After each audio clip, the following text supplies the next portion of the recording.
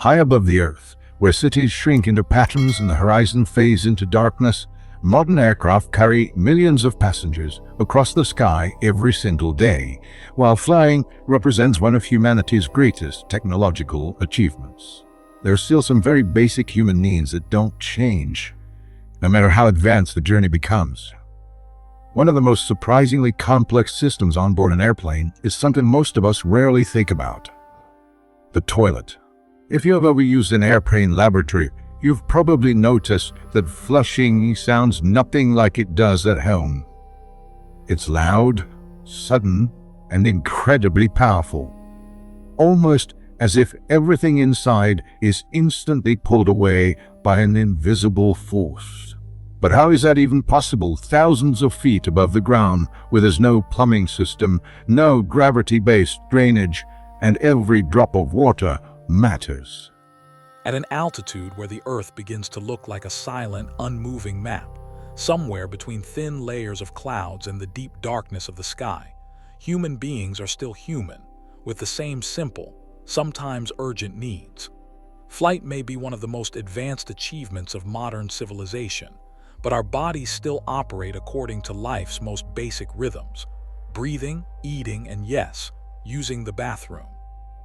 If you've ever stepped into an airplane lavatory, there's probably one thing you'll never forget: the sudden, powerful sound that follows when you press the flush button. It's not like the gentle rush of water in your home. It doesn't resemble any plumbing system you're familiar with. It's a sharp, forceful noise, something between a whoosh and a suction, like the air itself is being pulled away in an instant. And then, within a fraction of a second, everything disappears. So how does this actually happen? In a place where there's no connection to a municipal sewage system, where every drop of water matters, and where the air pressure outside the aircraft is dramatically lower than inside, how can a toilet function reliably? To answer that, we need to understand one of the most important differences between life on the ground and life in the air: air pressure. When an aircraft cruises at around 30 to 40,000 feet, the air pressure outside the fuselage drops significantly. If we were exposed to that environment without protection, breathing would be nearly impossible. That's why the aircraft cabin is pressurized, meaning the air pressure inside is artificially increased to create conditions similar to those at lower altitudes on Earth. As a result, a pressure difference forms between the inside of the cabin and the outside environment. And that pressure difference is the key to how airplane toilets work. Unlike household toilets, which rely on gravity and large volumes of water, airplane toilets use a vacuum system. Instead of washing waste away with water, this system uses rapid airflow and pressure differences to move waste into a storage tank. When you press the flush button, what you're really doing is opening a valve in the waste line. At that moment, the air inside the toilet bowl, at a higher pressure, rushes toward an area of lower pressure within the system. This sudden movement of air acts like a powerful vacuum, pulling everything inside the bowl along with it. That's why the process is not only fast, but also accompanied by that distinct and forceful sound. In this system, only a very small amount of water is used. That water typically helps rinse the surface of the bowl and assists in moving the waste along, but the primary force at work is the pressure differential itself. Using minimal water is a carefully engineered decision. In aviation, every extra kilogram of weight means more fuel consumption. Water, while cheap and abundant on the ground, becomes an added burden in the air that must be managed carefully. That's why airplane toilets are designed to deliver maximum efficiency with minimal liquid. The vacuum system allows the flushing process to happen quickly and hygienically without the need for large water tanks or heavy plumbing systems. However, this system doesn't always rely on natural pressure differences alone.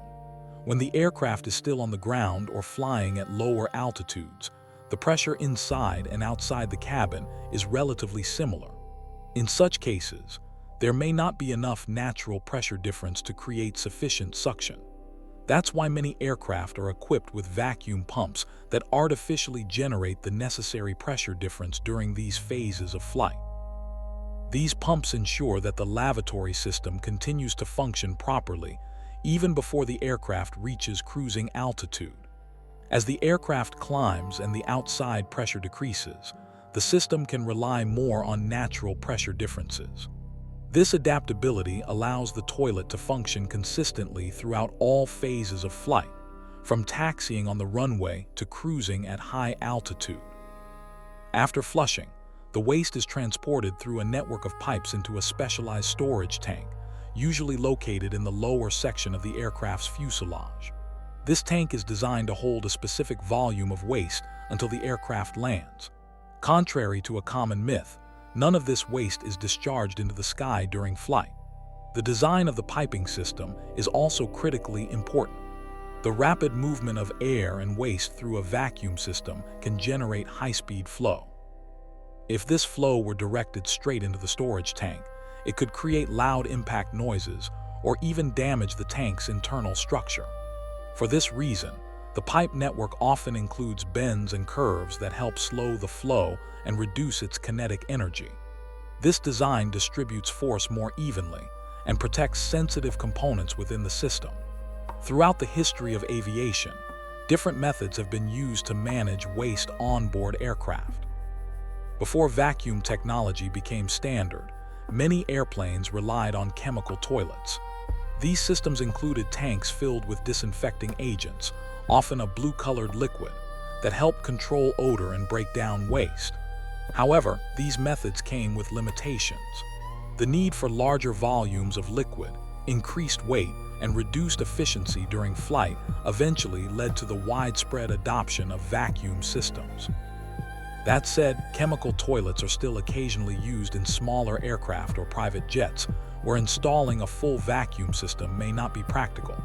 The blue liquid used in these systems also gave rise to a little-known term, blue ice.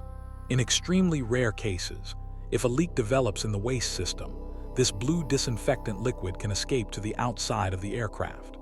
At cruising altitude, temperatures are extremely low, and any moisture or liquid freezes almost instantly.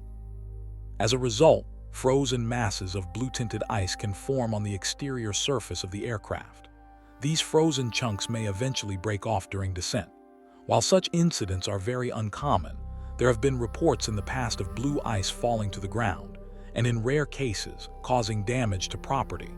It's important to note that this phenomenon is the result of system failure or leakage, not the intentional release of waste during flight. After landing, the storage tank must be emptied. This task is handled by ground service crews. Through a dedicated service panel on the aircraft's exterior, a hose is connected to the waste system. Once the appropriate valve is opened, the contents of the tank are transferred into a service vehicle. The system may then be rinsed and prepared for the next flight. This process requires precision and strict hygiene standards. Ground personnel wear protective equipment to avoid direct contact with waste materials. Each step must be carried out carefully to prevent leaks or contamination. Another interesting detail found in many aircraft lavatories is the presence of an ashtray, even though smoking is strictly prohibited on modern flights. The reason for this is safety. If a passenger were to secretly smoke, having a designated place to extinguish a cigarette reduces the risk of fire. Without it, a smoldering cigarette discarded in a trash bin could create a serious hazard. All of these details demonstrate that an aircraft lavatory is far more than just a small compartment at the back of the cabin. It is part of a carefully engineered system that must operate reliably in an environment completely different from anything found on the ground. It must withstand rapid pressure changes, constant vibration, and extremely low external temperatures. It must function repeatedly during long flights without failure. And at the same time, it must remain lightweight, safe, and dependable. The basic concept may be simple, using pressure differences to create suction, but implementing it in a modern aircraft requires careful design and precision engineering. From selecting appropriate materials for the pipes to controlling how long flush valves remain open, every component plays an essential role in overall performance.